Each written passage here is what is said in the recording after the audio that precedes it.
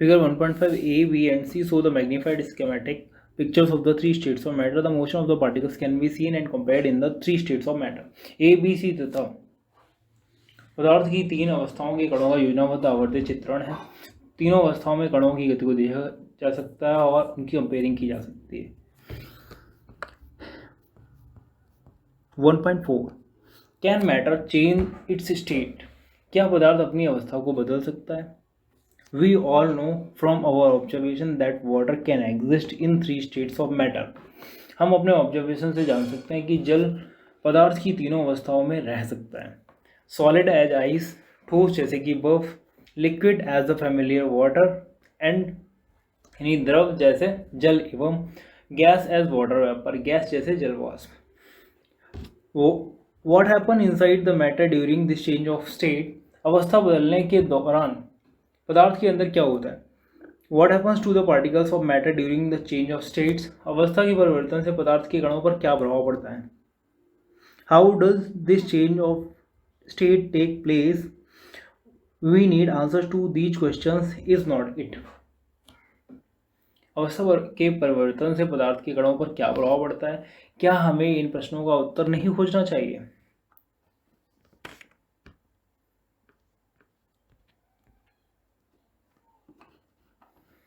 Effect of change of temperature. Effect of change of temperature, तापमान परिवर्तन का प्रभाव। Activity 1.12 take about 150 gram of ice in a beaker and suspend the laboratory thermometer so that its bulb is in contact with the ice as shown in figure 1.6। एक beaker में 150 ग्राम बर्फ का टुकड़ा लें एवं चित्र 1.6 के अनुसार उसमें प्रयोगशाला में प्रयुक्त थर्मामीटर को इस प्रकार लटका दें कि थर्मामीटर का बल्ब बर्फ को छू रहा हो।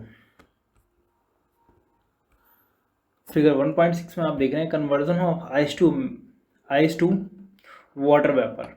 Conversion of ice to water vapour, बर्फ का जल बदलने की प्रक्रिया। दूसरा conversion of water to water vapour, जल से जलवाष्प में बदलने की प्रक्रिया। Start heating the beaker on a low flame, धीमी आंच पर बीकर को गर्म करना शुरू कर दें। Note the temperature when the ice start melts, जब बर्फ पिघलने लगे तो तापमान नोट कर लें। Note the temperature when all the ice has converted into water, जब संपूर्ण बर्फ जल में परिवर्तित हो जाए तो पुनः तापमान नोट करें। Record your observation for this conversion of solid to liquid state, ठोस से द्रव अवस्था में होने वाले परिवर्तन के ऑब्जर्वेशन को नोट करें। Now put a glass rod in a beaker and the heat while stirring till the water starts boiling. अब बीकर में एक कांच की छड़ डालें और हिलाते हुए गर्म करें जब तक जल उबलने ना लगे। Keep a careful eye on the thermometer reading till most of the water has vaporized. Thermometer की माप पर बराबर नज़र रखें जब तक कि अधिकतर जलवाष्प ना बन जाए। Record your observation for the conversion of water in the liquid state to the gaseous state. जल के द्रव अवस्था से गैसीय अवस्था में परिवर्तन में ऑब्जर्वेशन को नोट करें। On increasing the temperature of solids, the kinetic energy of particles increases. ठोस के तापमान को बढ़ाने पर उसके कणों की गतिज ऊर्जा बढ़ जाती है, यानी काइनेटिक एनर्जी बढ़ जाती है। Due to the increase in the kinetic energy, the particles start vibrating and greater speed, गतिज ऊर्जा में वृद्धि होने के कारण कण अधिक तेजी से कंपन करने लगते हैं। The energy supplied by heat overcomes the forces of attraction between the particles, ऊष्मा के द्वारा प्रदत्त की गई ऊर्जा कणों के बीच आकर्षण बल को पार कर लेती है।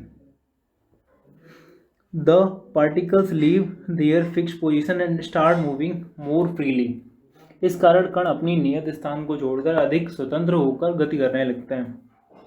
ए stage is reached when the solid melts and is converted to a liquid, इस कारण कण अपने वो नियत स्थान को छोड़ ही देते हैं और स्वतंत्र होकर गति करने लगते हैं। एक अवस्था ऐसी आती है जब ठोस पिघलकर द्रव में परिवर्तित हो जाता है, जब ठोस बदलकर द्रव में परिवर्तित हो जाता है।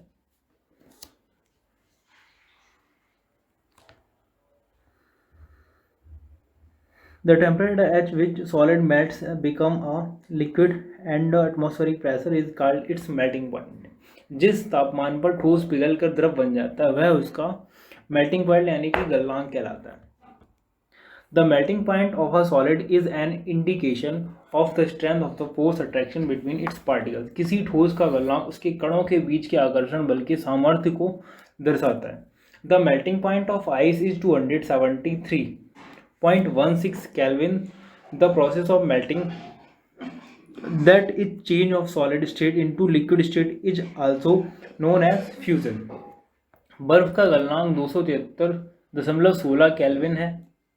गलने की प्रक्रिया यानी ठोस से द्रव अवस्था में परिवर्तन को संगलन भी कहते हैं.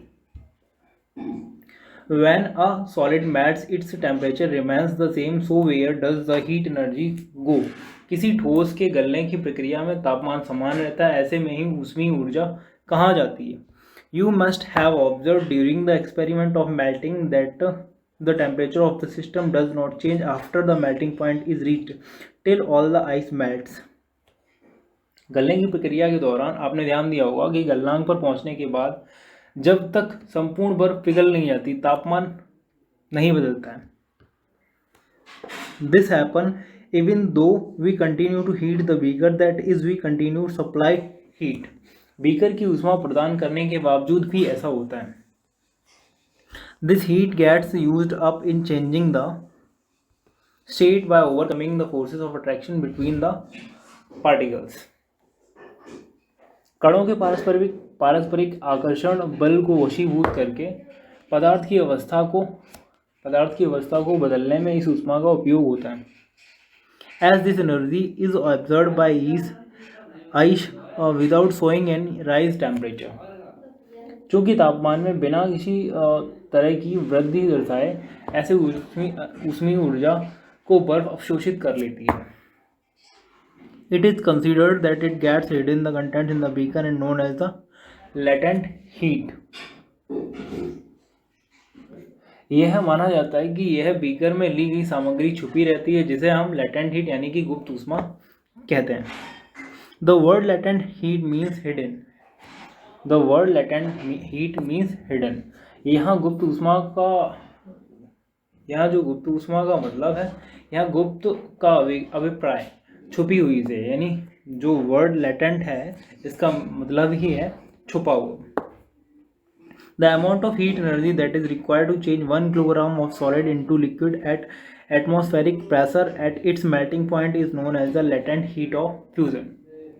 वायुमंडलीय दाब पर 1 किलोग्राम ठोस को उसके गलनांक पर द्रव में बदलने के लिए जितनी ऊष्मीय ऊर्जा की आवश्यकता होती है उसे संलग्न की प्रसुप्त ऊष्मा कहते हैं.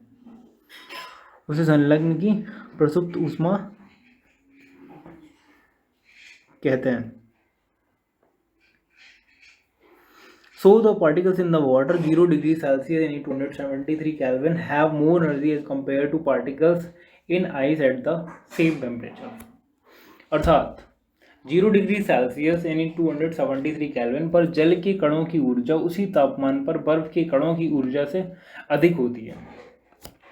When we supply heat energy to water, particles start moving even faster. At a certain temperature, a point is reached when the particles have enough energy to break free from the forces of attraction to each other. जब हम जल में ऊष्मीय ऊर्जा देते हैं तो कण अधिक तेजी से गति करते हैं. एक निश्चित तापमान पर पहुंचकर कणों में इतनी ऊर्जा आ जाती है कि वे परस्पर आकर्षण बल को तोड़कर स्वतंत्र हो जाते हैं. At this temperature, the liquid starts changing into gas. इस तापमान पर द्रव गैस में बदलना शुरू हो जाता है. The temperature at which a liquid starts boiling at atmospheric pressure is known as the boiling point. Boiling is a bulk phenomenon. Particles from the bulk of the liquid gain energy to change into the vapor state.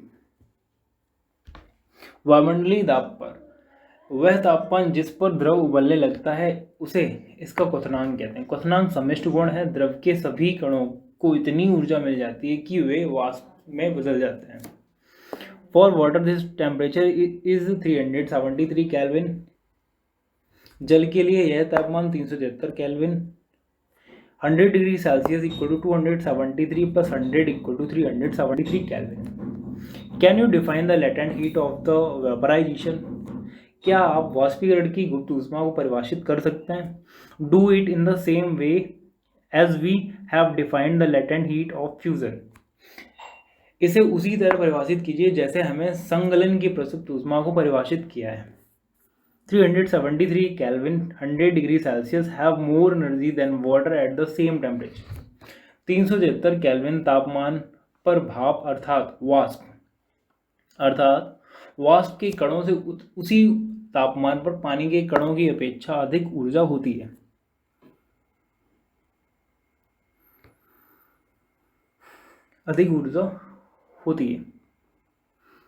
This is because particles in steam have absorbed extra energy in the form of latent heat of vaporization. ऐसा इसलिए है क्योंकि भाप के कणों ने वाष्पीकरण की गुप्त ऊष्मा के रूप में अतिरिक्त ऊष्मा अवशोषित कर ली है। सॉलिड स्टेट को जब हीट किया तो लिक्विड स्टेट में आया, जब लिक्विड स्टेट को हीट किया तो गैसीय स्टेट में आया, गैसीय स्टेट को जब कूल किया तो लिक्विड स्टेट में, और लिक्विड स्टेट को जब कूल किया तो solid state. So we infer that the state of matter can be changed into another state by changing the temperature. अतः हम यह कह सकते हैं कि तापमान बदलकर हम पदार्थ को एक अवस्था से दूसरी अवस्था में बदल सकते हैं।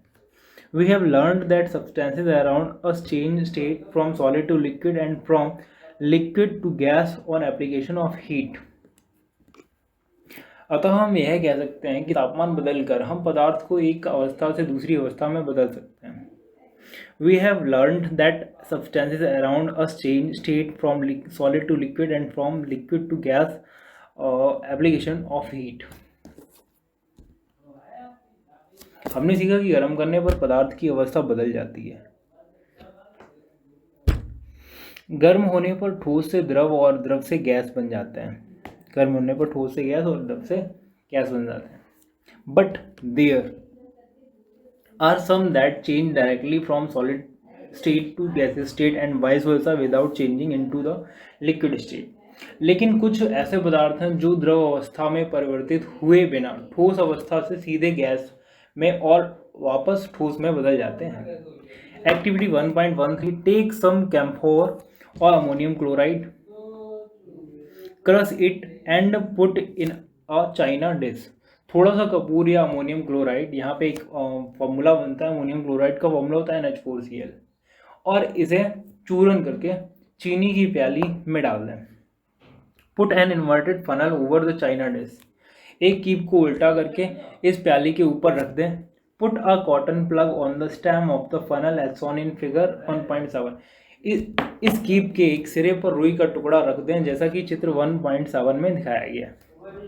सब्लिमेशन ऑफ अमोनियम क्लोराइड का ऊर्ध्वपातन। Now heat slowly the observe, अब धीरे धीरे गर्म करें और ध्यान से देखें।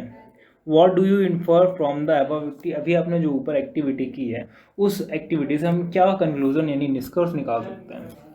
ए change of state directly from solid to gas without changing into liquid और vice versa is called sublimation. द्रव अवस्था में परिवर्तित हुए बिना ठोस अवस्था से सीधे गैस और वापस ठोस में बदलने की प्रक्रिया को ऊर्ध्वपातन कहते हैं।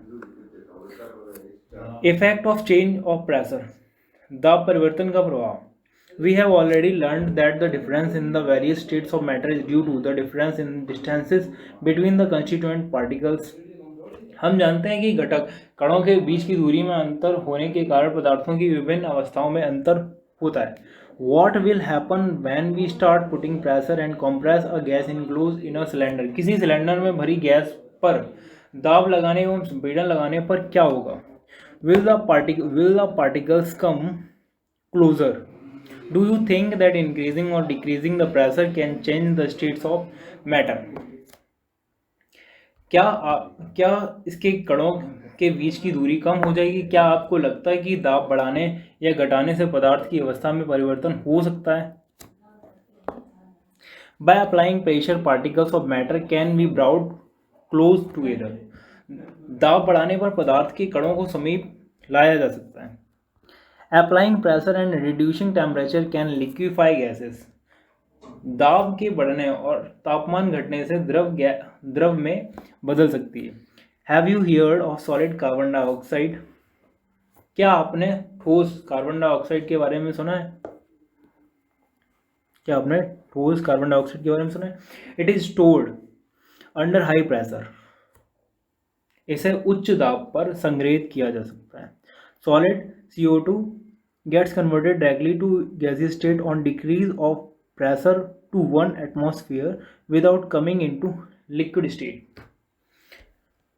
जब वायुमंडलीय दाब का माप 1 एटमॉस्फेयर हो तो ठोस कार्बन डाइऑक्साइड द्रव अवस्था में आए बिना सीधे गैस में परिवर्तित हो जाती है। This is the reason that solid carbon dioxide is known as dry ice. यही कारण है कि ठोस कार्बन डाइऑक्साइड को शुष्क बर्फ कहते हैं।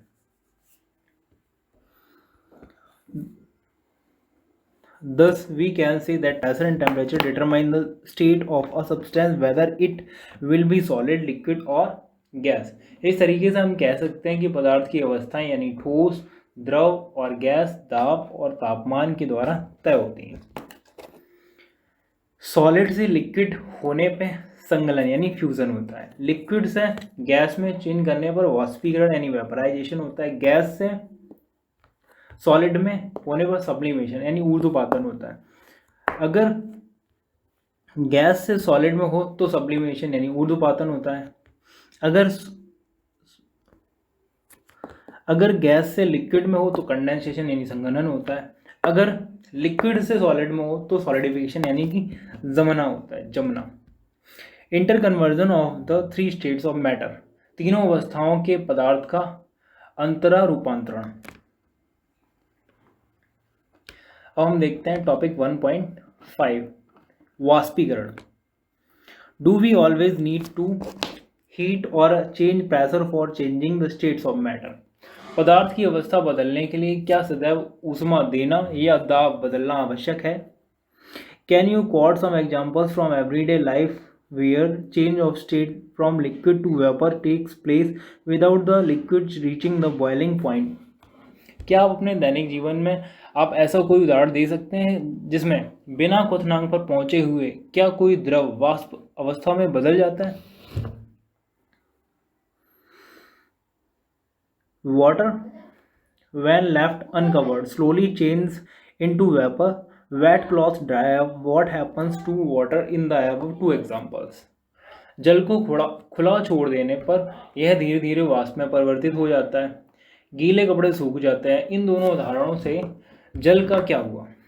We know that particles of matter are always moving and are never at rest। हम जानते हैं कि पदार्थ के कण हमेशा गतिशील होते हैं और कभी नहीं रुकते। At a given temperature in any gas, liquid or solid, there are particles with different amounts of kinetic energy। एक निश्चित तापमान पर गैस, द्रव या ठोस के कणों में विभिन्न मात्रा में गतिज ऊर्जा होती है। In case of liquids, a small fraction of particles at the surface having higher kinetic energy is able to break away from the forces of attraction of other particles and gets converted into vapor। द्रवों में सतह पर स्थित कणों के कुछ अंशों में इतनी गतिज ऊर्जा होती कि वे दूसरे कणों के आकर्षण बल से मुक्त हो जाते हैं। दूसरे के कणों से आकर्षण बल से मुक्त हो जाते हैं।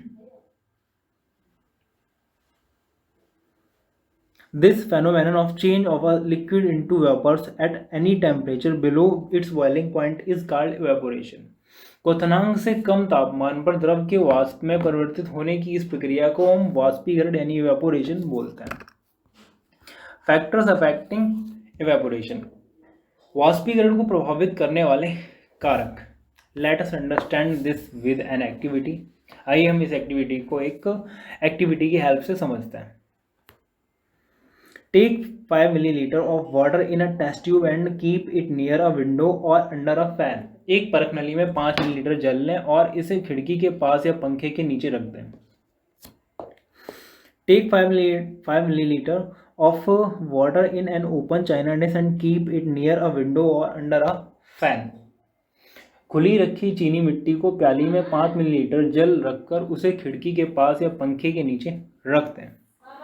Take 5 millilitre of water in open china dish and keep in inside a cupboard or on a shelf in your class। खुली चीनी मिट्टी की प्याली में 5 मिलीलीटर जल रखकर उसे अपनी कक्षा की किसी अलमारी के अंदर रखें। रिकॉर्ड द रूम टेम्परेचर, कमरे का तापमान नोट करें।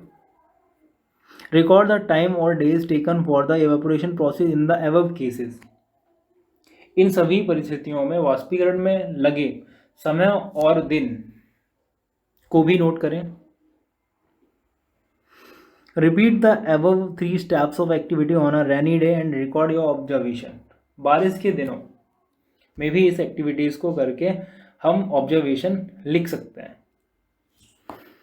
या लिखें। What do you infer about the effect of temperature, surface area and wind velocity on evaporation. वाष्पीकरण के निम्नलिखित तथ्यों के बारे में हम क्या अंदाजा लगा सकते हैं? तापमान का प्रभाव, सतह का क्षेत्र और वायु की चाल। You must have observe that rate of evaporation increases with.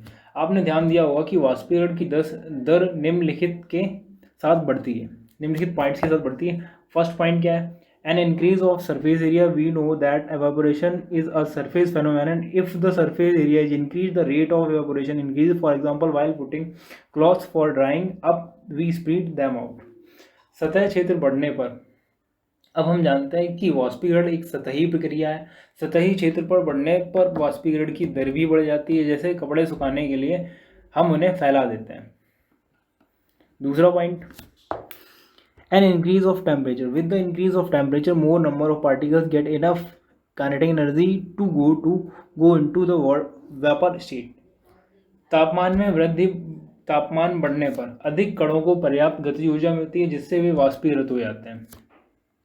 Third point, a decrease in humidity. Humidity is the amount of water vapor present in air. The air around us cannot hold more than a definite amount of water vapor at a given temperature. If the amount of water in air is already high, the rate of evaporation decreases. आर्द्रता में कमी, वायु में विद्यमान जलवाष्प की मात्रा को आर्द्रता कहते हैं।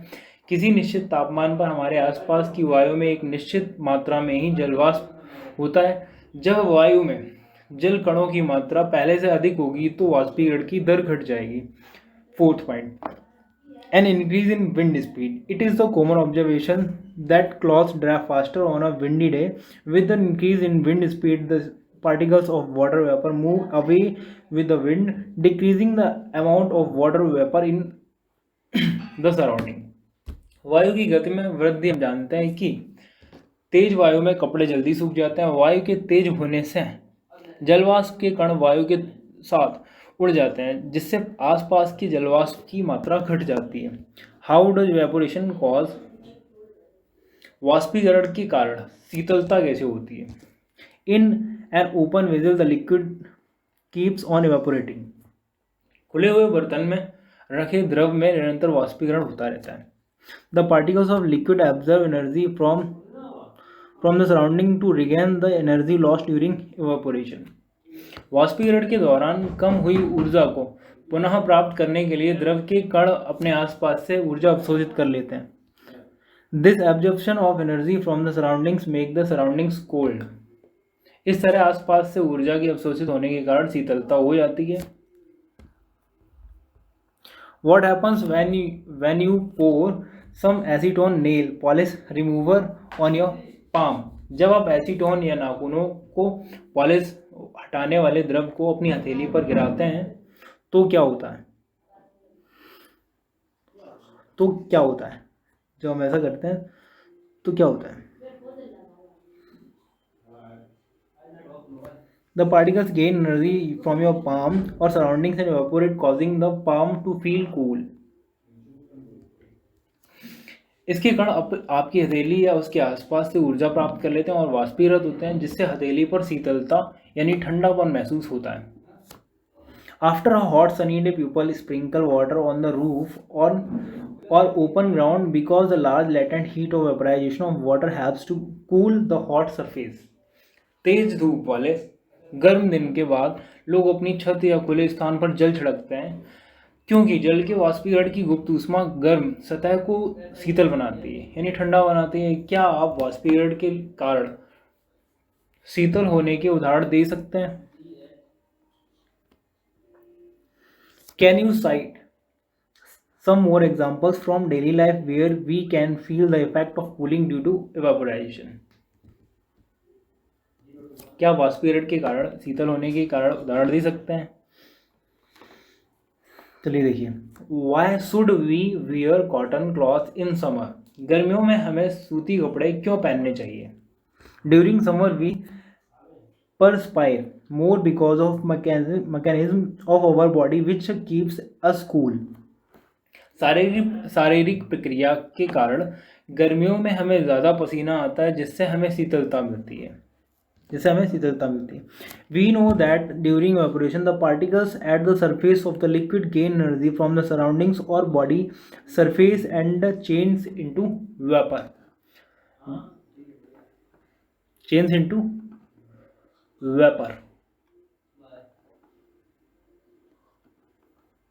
जैसा कि हम जानते हैं, वाष्पीकरण के दौरान द्रव की सतह के कण हमारे शरीर या आसपास से ऊर्जा प्राप्त करके वाष्प में बदल जाते हैं।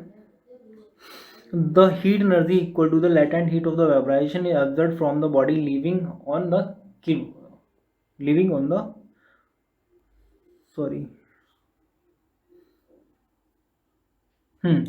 the body cool.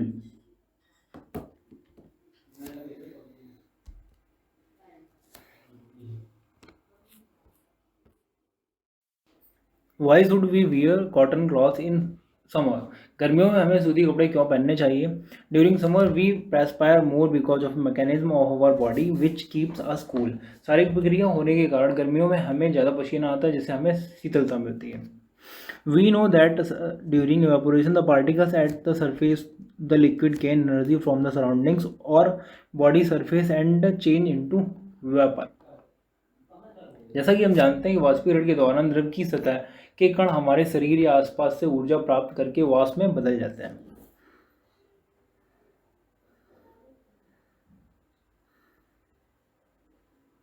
The heat energy equal to the latent heat of the evaporation is absorbed from the body, leaving the body cool. Cotton, being a good absorber of water, helps in absorbing the sweat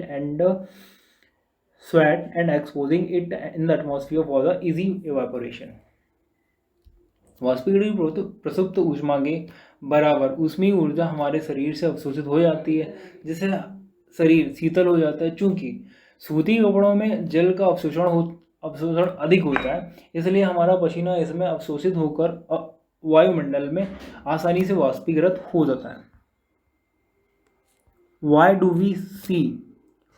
we see droplets on outer surface of a glass containing ice cold water? बर्फीले जल से भरे गिलास की बाहरी सतह पर जल की बूंदें क्यों नजर आती हैं? Let us take some ice cold water in a tumbler. Soon we see water droplets on the outer surface of the tumbler. The water vapor present in air on coming in contact with the cold glass of water loses energy and gets converted to liquid state which we see as water droplets. किसी बर्तन में हम बर्फीला जल रखते हैं, जल्दी ही बर्तन की बाहरी सतह पर हमें जल की कुछ बूंदें नजर आने लगेंगी। वायु में उपस्थित जलवाष्प की ऊर्जा ठंडे पानी के संपर्क में आकर कम हो जाती है और यह द्रव अवस्था में बदल जाता है जो हमें जल की बूंदों के रूप में नजर आता है। अब हम मोर टू नो जानते हैं। मोर टू नो यानी इससे भी हमें जानना चाहिए। Now scientist are talking of 5 states matter. अब वैज्ञानिक पदार्थ की 5 अवस्थाओं की चर्चा कर रहे हैं। 5 अवस्थाओं की चर्चा कर रहे हैं। सॉलिड, लिक्विड, गैस और प्लाज्मा, बोस-आइंस्टीन कंडेंसेट। ठोस, द्रव, गैस और plasma, Bose-Einstein condensate. Plasma, the state consist of super energetic the super excited particles. इस अवस्था में कण अत्यधिक ऊर्जा वाले और अधिक उत्तेजित होते हैं। These particles are in the form of ionized gases. ये कण आयनीकृत गैस के रूप में होते हैं। The fluorescent tube and neon sign bulbs consist of plasma. Fluorescent tube और नियॉन बल्ब में प्लाज्मा होते हैं। Inside a neon sign bulb, there is neon gas. Inside a fluorescent tube, there is a helium gas or other gas. Neon bulb के अंदर neon gas और fluorescent tube के अंदर helium या कोई अन्य गैस होती है। The gas gets ionized, that is gets charged when electrical energy flows through it. विद्युत ऊर्जा प्रवाहित होने पर यह गैस आयनीकृत यानी आवेशित हो जाती है। This charging up creates a plasma glowing inside the tube or bulb. आवेशित होने से ट्यूब या बल्ब के अंदर चमकीला प्लाज्मा तैयार हो जाता है। This charging up creates a plasma glowing inside or tube or bulb. चमकीला प्लाज्मा तैयार हो जाता है। The plasma glows with a special color depending on nature of the gas. Gas के स्वभाव के अनुसार इस प्लाज्मा में एक विशेष रंग की चमक होती है। And the sun and stars glow because of the presence of plasma in them. The plasma is created in stars because of very high temperature. Plasma के कारण ही सूर्य और तारों में भी चमक होती है। उच्च तापमान के कारण ही तारों में प्लाज्मा बनता है। अब हम पांचवी स्टेट के बारे में बात करेंगे। Bose Einstein condensate. 1920 Indian physicist Satyendra Nath Bose had done some calculation for a fifth state of matter. सन 1920 में भारतीय भौतिक वैज्ञानिक सत्येंद्र बोस ने पदार्थ की पांचवी अवस्था के लिए कुछ गणनाएं की थी। Building on his calculations, Albert Einstein predicted a new state of matter, the Bose-Einstein condensate BEC in 2001. Eric A. Cornell, Wolfgang Cattrall, and Cal A. Wyman and USA received the Nobel Prize in Physics for achieving Bose-Einstein condensation. The BEC is formed by cooling a gas extremely low density, about 100,000 the density of normal air, to super low temperatures. You can log on www.cam4kits.com to get more information on these fourth and fifth states of matter. सन 1920 में भारतीय वैज्ञानिक सत्येंद्र नाथ बोस ने पदार्थ की पांचवी अवस्था के लिए कुछ गणनाएं की थी। उन गणनाओं के आधार पर एल्बर्ट आइंस्टीन ने पदार्थ की एक नई अवस्था की भविष्यवाणी की, जिसे बोस आइंस्टीन कंडेंसेट यानी BEC कहा गया। और बोस आइंस्टीन कंडेंसेट को शॉर्ट में BEC कहा गया।